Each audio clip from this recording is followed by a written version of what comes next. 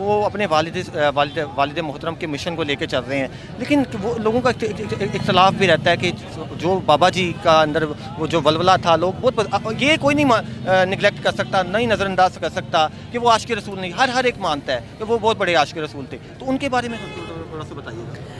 دیکھیں، یہ تو وقت بتائے گا نا کہ ہم کیسی بات کر رہے ہیں اور ہم کسی کے اعلی کار بنے ہیں۔ اگر اعلی کار ہوتے تو اس وقت سیٹوں کی بھرمار ہوتی۔ ہم نے اپنے نظریے پر سودا نہیں کیا تو ہمیں یہ جرم کی سزا ملے۔